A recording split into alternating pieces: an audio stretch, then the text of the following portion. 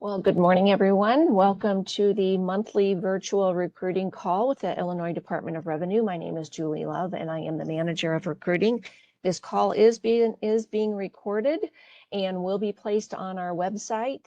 It is in the chat, and it is tax.illinois.gov. You can go there and refer back to this particular recording for the monthly call of July. All of our recorded calls are on the website. You can look and listen to those, as well as looking at other resources that we have out there in regards to employment recruiting.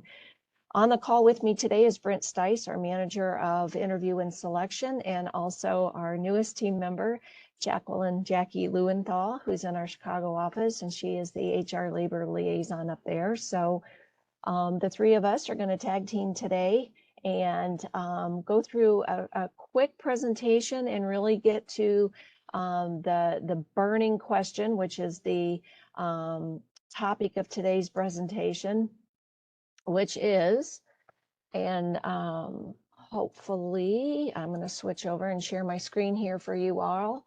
You are seeing the PowerPoint presentation, application pending, learn why. So in our time out in the state of Illinois, when Johnny Rodriguez, the other member of our team, and I do recruiting, that's probably one of the #1 questions we get is, why does it take so long to get a job with the state of Illinois? So we're going to walk through the process towards the end of this presentation. But first, we're going to give you a little bit of brief history. I am not an attorney. I am only a manager of recruitment. I am not here to give you any legal advice, just simply to give you some suggestions and advice on employment with the state. Now, the first part of our program today will focus on Illinois Department of Revenue, where our mission is to administer the Illinois tax laws.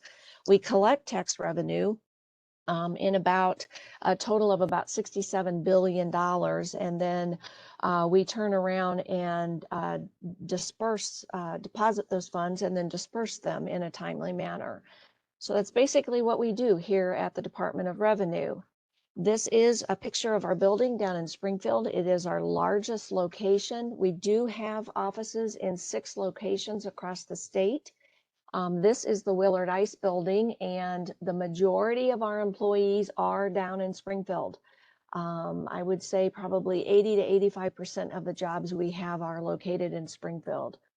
We are a very stable state agency. There's a lot of volatility in the employment market right now. A lot of companies are laying off and downsizing because of either the after effects of COVID and the pandemic and or the economy.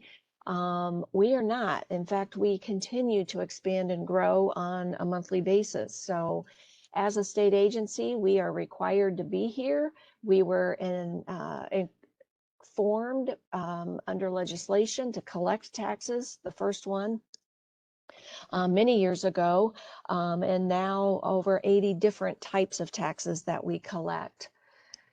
So this part of the program is going to talk about career opportunities in the application process with the state of Illinois in general. Now, I'm going to say this right up front, and I'll probably say it a couple times again. The #1 burning question we have, second burning question, is, are there remote positions with the state? I will say this. Yes, there are. Some of our positions can be remote. It depends on the position and the unit. Most of our jobs have to be in the building, in the office for our trainee titles during that training period. That's not to say that you can't go remote once you finish the training period, but we don't have a sorry black or white answer. Yes, they're all remote, or no, they're all not. Some of them are hybrid, and it really does truly depend on the position. And that is pretty much across the state of Illinois. So with that, we'll jump right in. The first thing you need to do, if you have not already done this, is go into the state website and set up a profile or to start the application process. So you'll log in, you'll give your email address, you'll give yourself a password. I would highly encourage you to use an email address that you use regularly. So for example, we get the question, can I use my state of Illinois email address? Well, yes, you can. However, our communication channel is email. So if you are on vacation for 10 days and you get notified by for a job that you've applied for and they're asking you to come in and interview, you may miss that email if you don't have access to your work email. So make sure whatever email you use when you set up your account is one that you can get access to and check, so that once you start applying for jobs, you can check that email pretty regularly. The next thing you're going to do is part of the creating your account is on the bottom part, your name and your address, where you county and the region of your residence. And then they're going to ask you to upload some documents. Now, we highly encourage you for both what we call merit comp jobs and union jobs to put a resume on here. You don't have to on the union jobs, but we do encourage you to do that. And the reason is, it's kind of a twofold process. You're going to go through and you're going to answer questions to provide answers to questions that they'll ask you in this application process.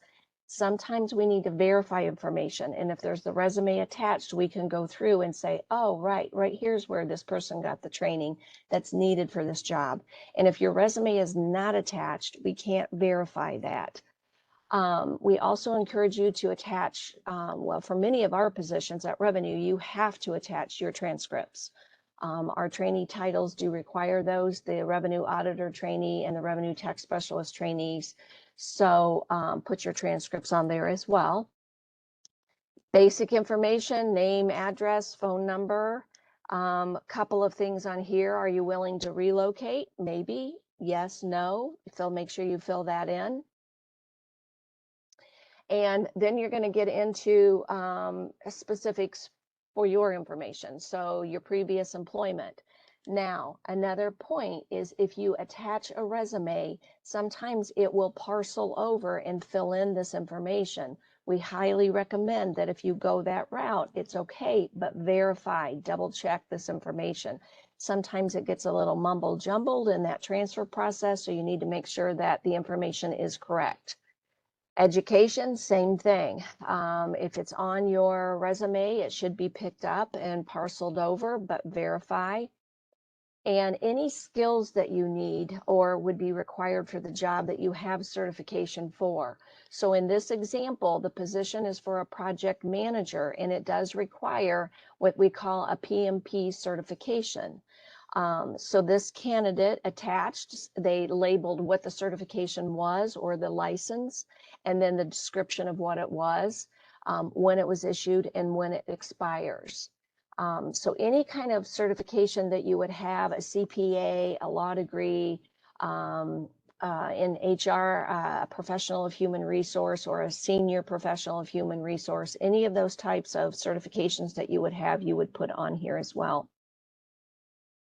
Geographic mobility is asking you about your preferred county, and it gives you a couple of spots to put those in, and we highly encourage you to do that. So for example, if I'm trying to get a job for the state and I live in Sangamon County, but I'm also very close to Christian County, there might be more availability for me in another county that's really close that I could put down as a second option, and that way I might get called to come in for a job in that particular county. I can go there, work for a while. I might love it, stay forever, or I might decide then to transfer back to Sangamon County. So you always want to put at least 2 in there.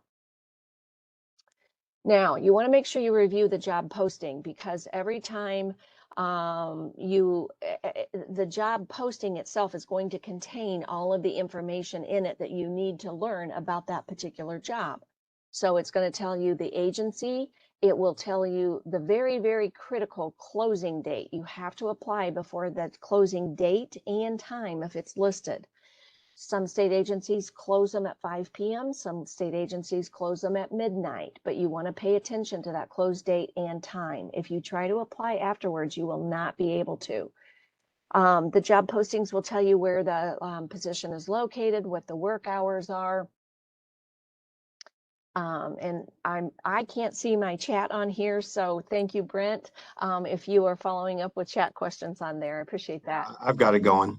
Don't worry about it. Thank you. So when you get in deeper into the job postings, you're going to look at, let me go back a minute, on the bottom, the job responsibilities. So it will tell you in detail right there what is required of this job, what the job is going to do. This is what you'll do every day when you come in.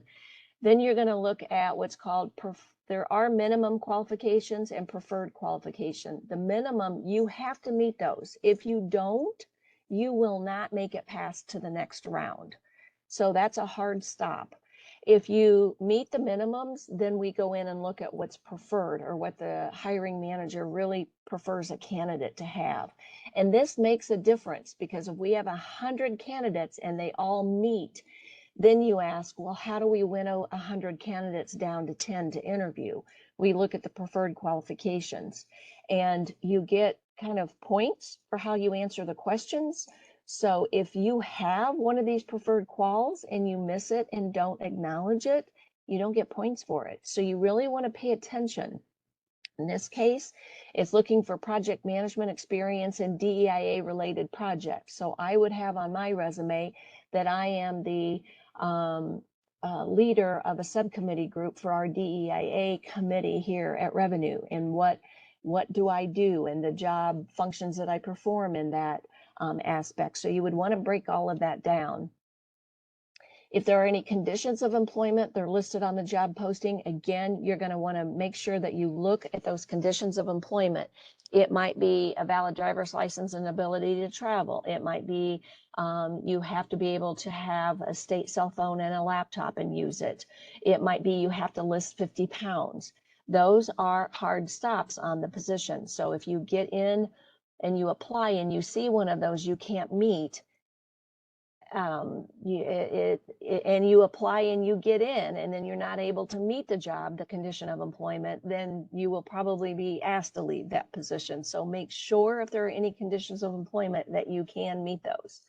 And then communication. So again, we communicate for email, so make sure that you check your junk and your spam and your other folders in case something does come through. Now we're going to get into some specific questions. I'll go through these kind of fast. We're going to ask you how you found out about the job. It might have been on today's call. So you would put workshop, IDOR, monthly recruiting call. It will ask you about diversity information. This is voluntary. We like you to fill it out because it gives us an idea of who is applying for our positions, but it is not mandatory. We also ask for voluntary self-identification on disabilities. Again, it's voluntary. You don't have to. There's also voluntary veteran group self-identification.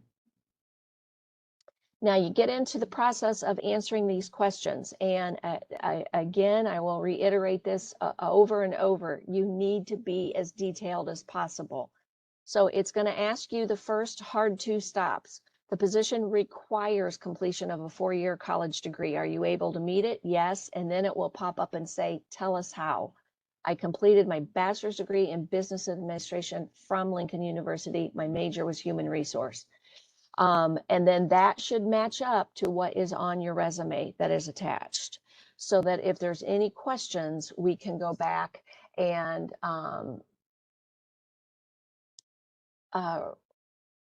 verify that that information is correct.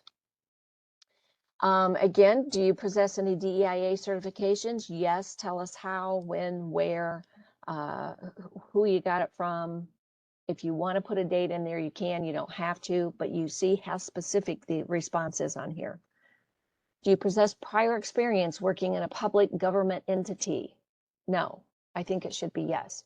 I did work as a human resource specialist for the state of Illinois Department of Revenue, assisting the general public applying for job openings with IDOR, conducting workshops, and recruiting at job fairs. That information, that response, ties back to what was on this candidate's resume. Now, this is the meat and the potatoes of this session, because once you've set up that account and you get into starting to apply for jobs, and here's what we encourage you to do. We encourage you to apply for every job that you meet the minimum qualifications for that you have an interest in. So for example, you might apply for a job here at Revenue as a data entry technician, or you might apply for a job at another state agency as an Exec 1. This process is going to apply to whatever job you apply for at any state agency. And this is why it takes so long. Now we're doing better, but it does take a little while. So we determine that there's a vacancy. The area liaison submits a PAR on our internal system. The request is considered, it's approved. Then it goes up to, if there's any, the hiring staff creates a posting. It goes to CMS for approval. It is either approved or denied. Generally, it's approved.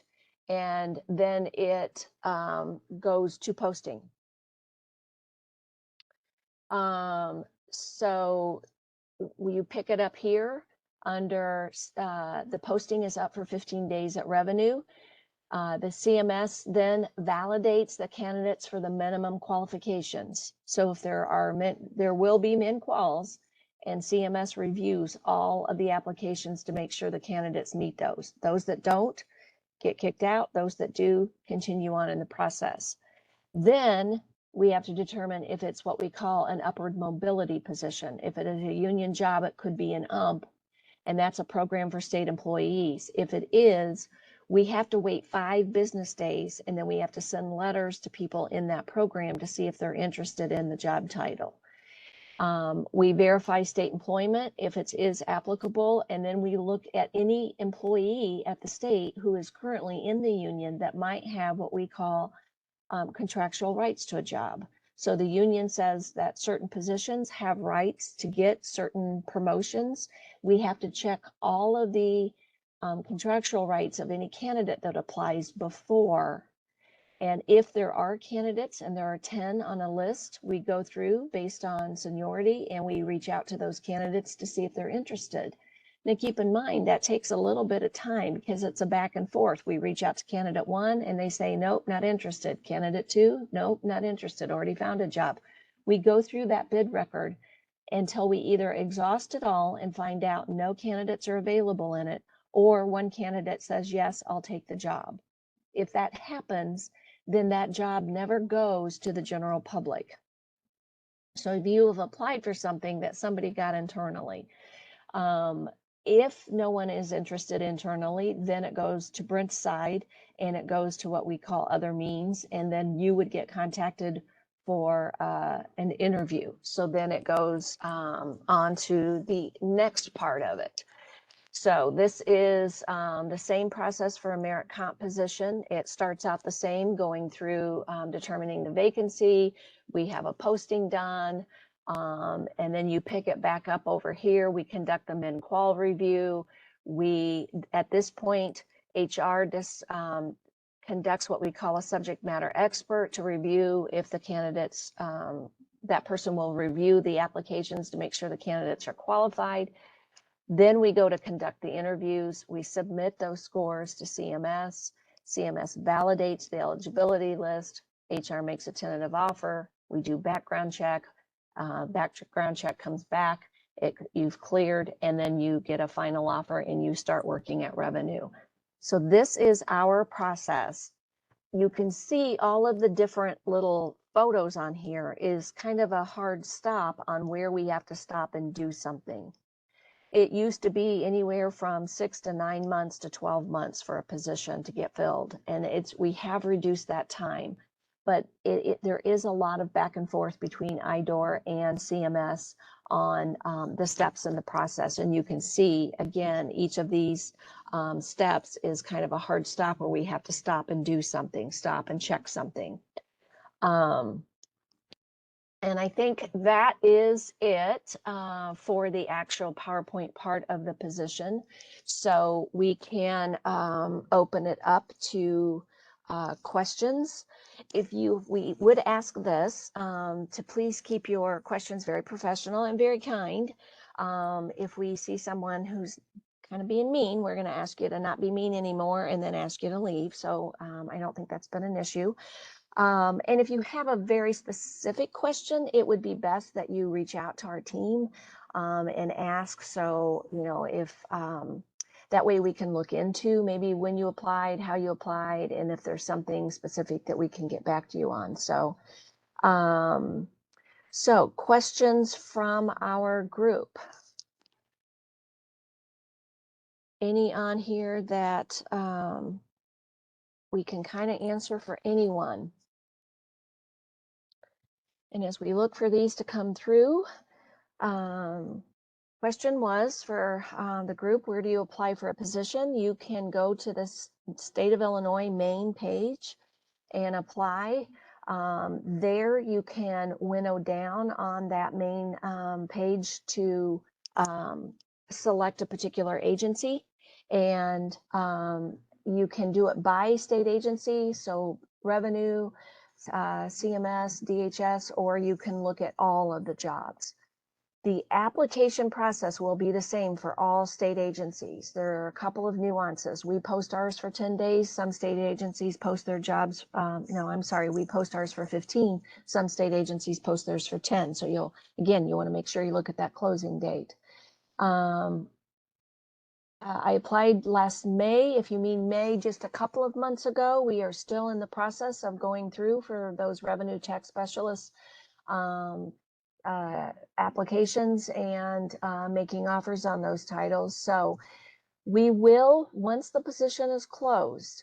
So for example, if we have 20 openings for an RTS title, we have to go through the process for all the applicants. We have to deem them they meet the minimum qualifications. We would call them, make an offer. Everyone has to go through the background check.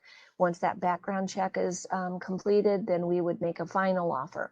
We have to go through that process for all of the candidates. So there's a lot of moving parts going on. So if you are not selected for the position, you would either get notification immediately that you didn't meet the minimum qualifications, or you would get a letter from us letting you know that we filled the position.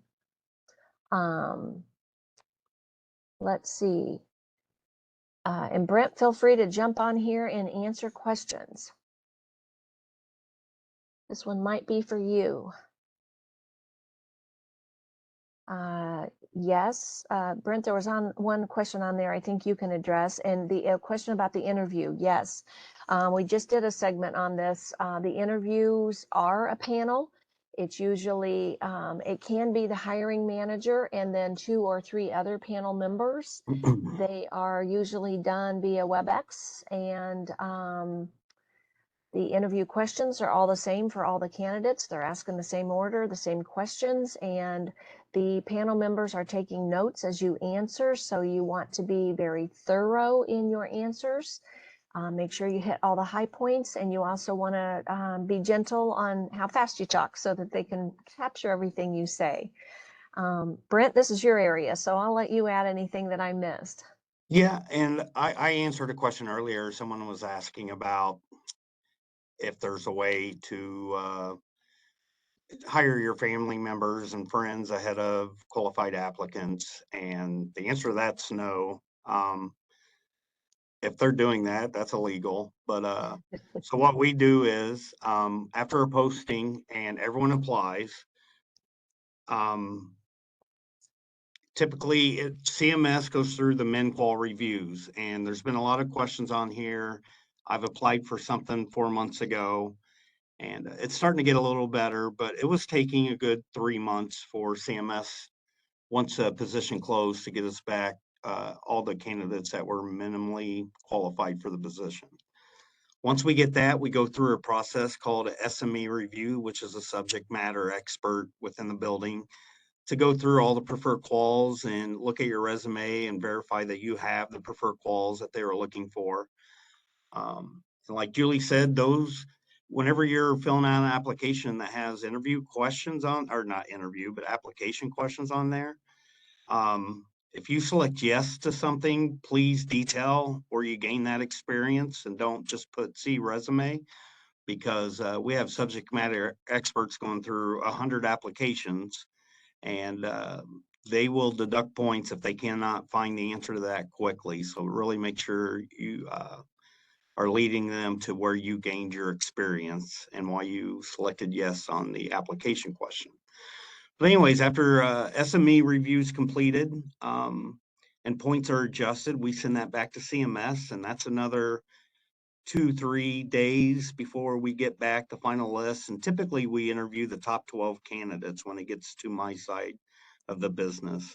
After the internals, uh, they go through a bid record and have union rights. Then it comes to my side of the business, which is other means, and we do interviews on external candidates. And typically we do 12. We'll take the top 12 candidates and do the interviews. And like Julie was saying, and kind of answer to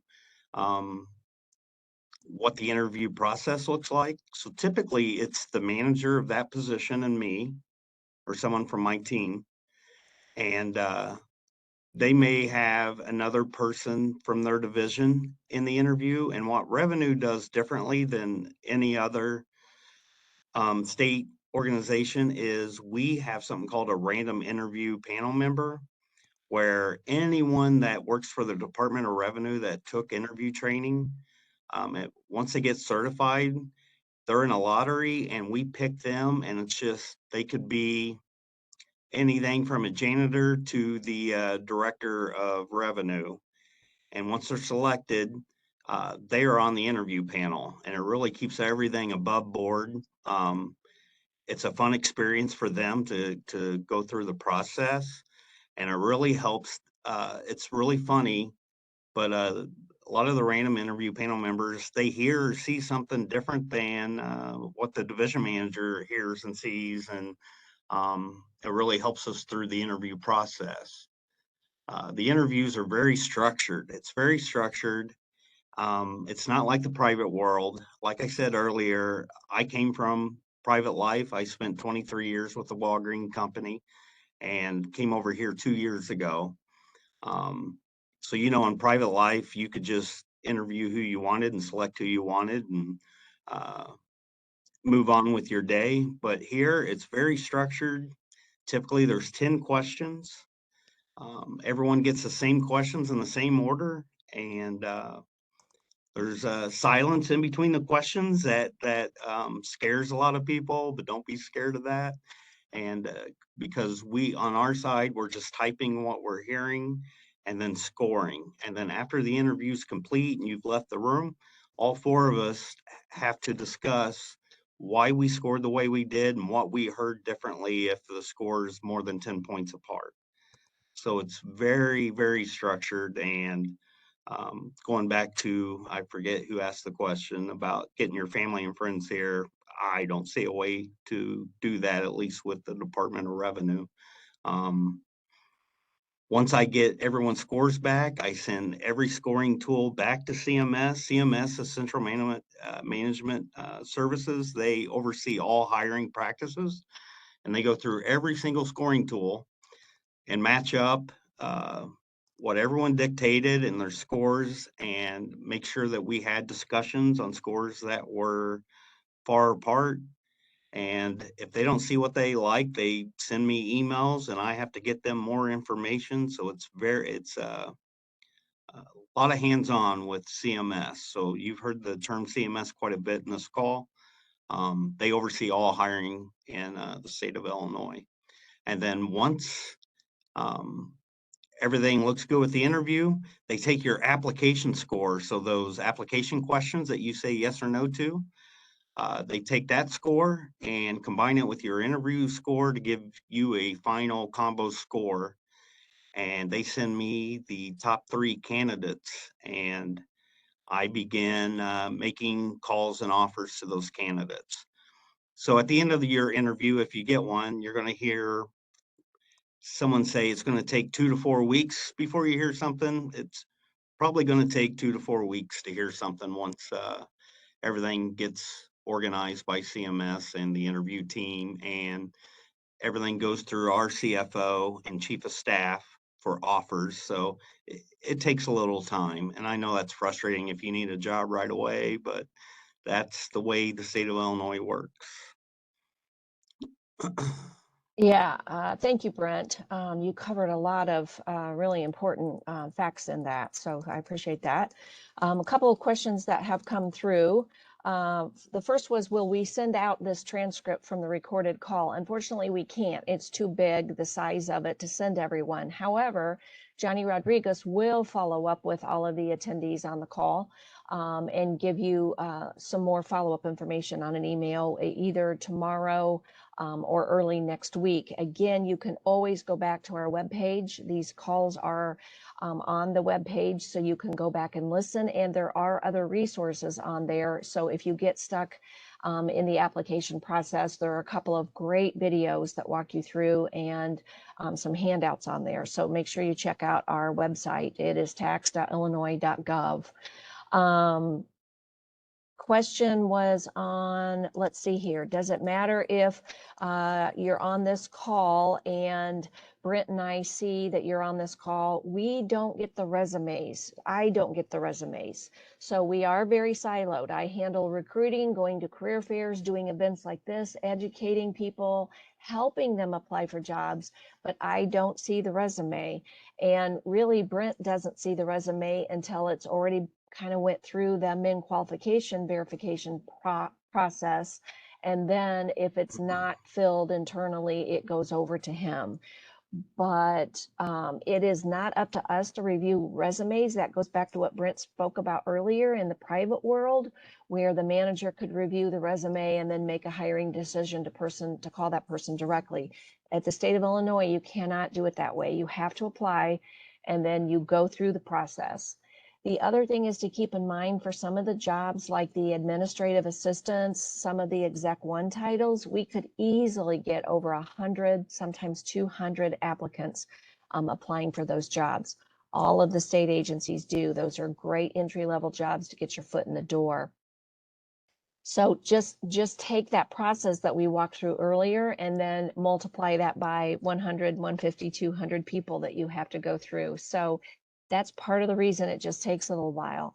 I always tell candidates you need to apply early and apply often. So the more you go through the application process and apply for jobs, the higher probability is that you could get picked up someplace. Question was on resume. And this is kind of a misnomer. We've heard in the business world that your resume needs to be 2 pages. And in state government, federal government, that is incorrect. Your resume for a state government position can be 14 pages or 20 pages. You actually want to show more detail on your state government resume than you do on a resume that you would be applying for if you went to Walgreens or Horseman locally or Chase Bank in Chicago. You want to put all the information on your resume when you apply for the state. And it's best to create it in a Word doc so that way you can copy and paste. Every time you apply for a job, you can go in and capture that data in that Word doc and just copy and paste it into the online application process.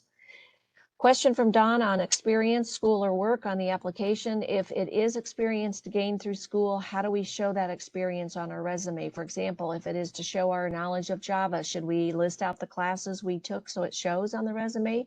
You can do that, or you can put a bullet point in your resume that says you worked on project XYZ and you used Java and here was the outcome. And if you have a certification in Java and it's needed for that job, make sure you indicate that on there as well.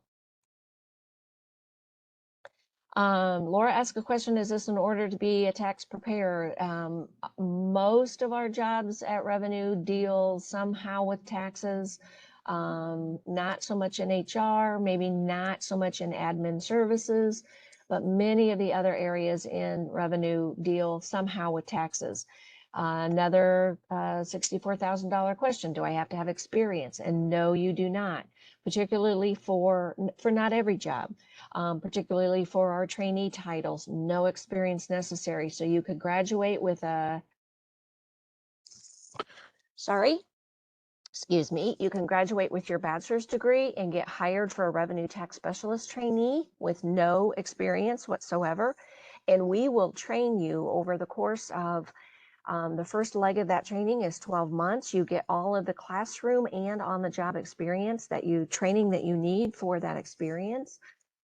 So that is kind of rare that you graduate with a bachelor's and you take a job with no experience required. We give it all to you. So that's something to think about going forward.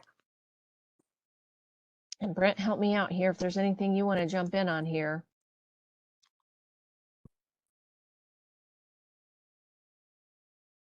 Eduardo, yes. All training is paid. Let's see, great. Oh, I had a lot of questions about statuses, like closed status and in process. And so obviously there's a lot of kinks. This is a newer system for us, success factors, and it is a much easier process to apply than it used to be with state of Illinois. It used to be all paper. You had to fill out a CMS 100 and send that for every position you're interested in. And the state has started converting over to success factors approximately 2 years ago with the hiring process. So there are kinks out there where your application states it's in process or closed. And we had a state call about a month ago to kind of correct that. So CMS wanted to make sure before anything's closed that they close it personally, and they were behind on that. Now then, my team currently, after I make a hire, we close our own requisitions. That way you can see um, um, what the status is of what you applied for, and we try our best to make sure you get an email knowing you're not qualified or did not make the interview. And we're getting better at that. On the union side, there's a lot of positions out there that still say in process that are not in process, and hopefully really soon CMS catches all that up. So I do apologize for that, but it's just a growing pain at the moment. And I think a question was on here about before the pandemic, there was a state agency downtown that did service to help you find jobs. They still are there. They do it either email or telephone rather than in person. And it is through Central Management Services, or CMS. And they do have a whole team of counselors that will review your resume for you and then give you ideas or suggestions on which state agencies, which jobs at which state agencies that you would be a good fit for. It is a free service, and we highly, highly, highly encourage you to utilize that free service because they know every job within the state. They have that directory over there, and they can look at your resume and say, oh, you'd be great for, a caseworker at DHS. You'd be great for a revenue tax specialist at Revenue. You'd be great for fill in the blank. So that is a great service that is free to you as state of Illinois citizens. Let's see what else is on here.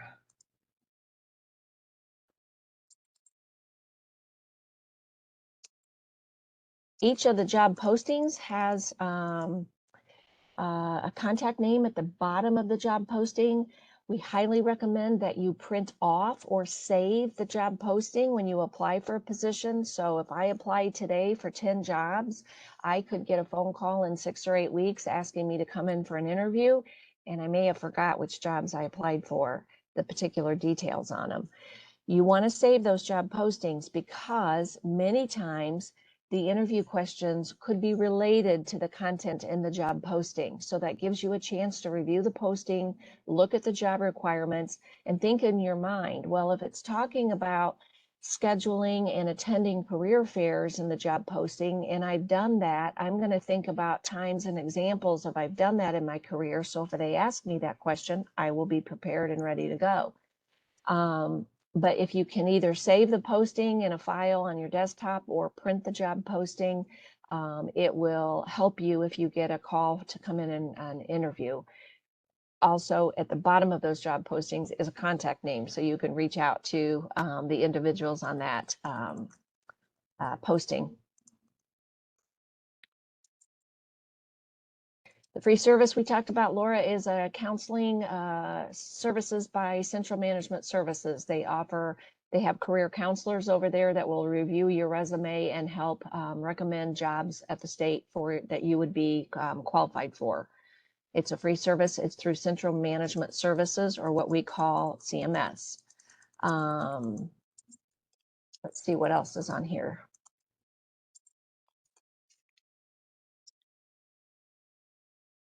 Yes, thank you, Cynthia.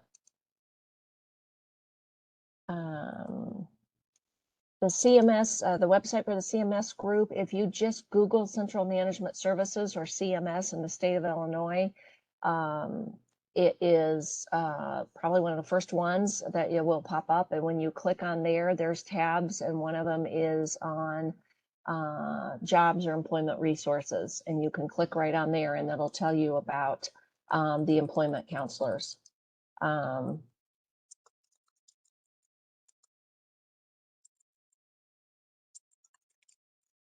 Question in the interview: as a candidate, am I able to have note cards referred to as I answer the questions to ensure that I convey preferred qualifications or provision of the position? And unfortunately, no, you cannot. You cannot have any resources with you when you do the interview. And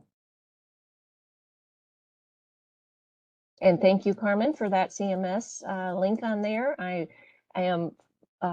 was afraid if I got out to get it and put it in the chat, I would lose everyone. And since I'm the host of the meeting, I didn't want to disconnect this. So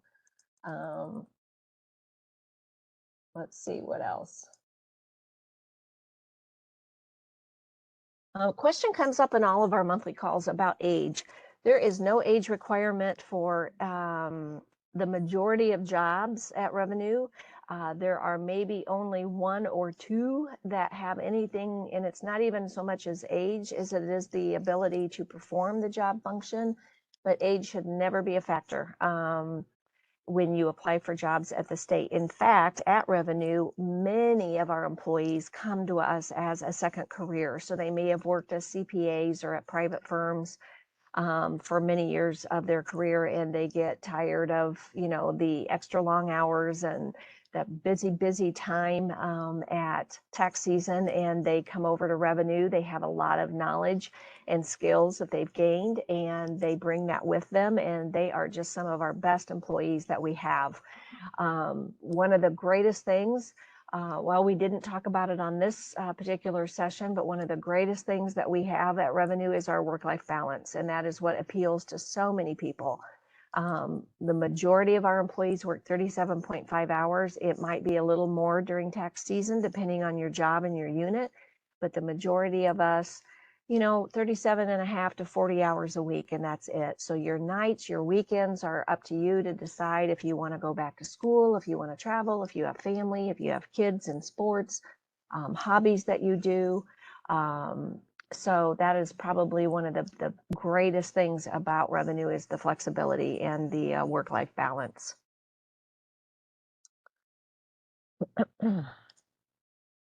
Pamela Marsaw asked a question: can prior experience be used instead of a college degree? It can, depending on the position. So some of our revenue collection officer titles can have work experience in lieu of a college degree. I'll also promote the fact that we have tuition reimbursement at Revenue. We pay up to $5,000 a year. We are one of the agencies that reimburse the most. So it's a great way for you to get your foot in the door and go back to school and maybe finish a degree or start a degree and get it paid for by Revenue. The other thing that we would like to encourage you to do is sign up for something called job alerts. So if there is a particular job that you are interested in, you don't want to go out to our webpage every day and look for the jobs when they post. So you sign up for job alerts via text message or email. And when we post our positions that you might be interested in, it will send you a nudge and let you know that that position posted. So highly encourage you to do it. It is a free service. You can stop it at any time. And I promise you, we will not send you anything about taxes, just information about jobs. Reminder again, we do these calls on a monthly basis. We do change the date and time so that we can try to get as many interested folks as possible. Johnny Rodriguez from our team will follow up with you all tomorrow with an email. If you have further questions, please let us know. If we can't answer them, we'll either go to Brent's team or someone else at the agency that can get an answer for us. So, and look for, if you follow us on social media, Facebook, LinkedIn, Twitter, you can find publications, notices about these monthly calls, as well as events where we'll be if you have questions and want a little one-on-one, and also the job postings that we have available. So Johnny Rodriguez is in our Chicago office, and he is at an event today. He does a lot of work with local IDS, Illinois Department of Employment Security Office, and does a lot of these seminars, very similar to today, but has a lot of time afterwards to help candidates maybe create a profile. Again, we can't get you a job, but we can certainly give you our experience and our advice on ways that can help you maybe improve your resume, talk to you about interview questions, or not interview questions, but the interview process. So he's a great resource up in Chicago. So, oh boy, question came in. What position did you say would be a good start in this instance? Any of the entry level jobs and the revenue collection officer trainee. It does take work experience in lieu of a college degree, but many of our entry level jobs, the office assistant, office associate, those jobs do not require a college degree, and our data processing area has a lot of jobs that don't require a college degree. So those are great ways to get your foot in the door.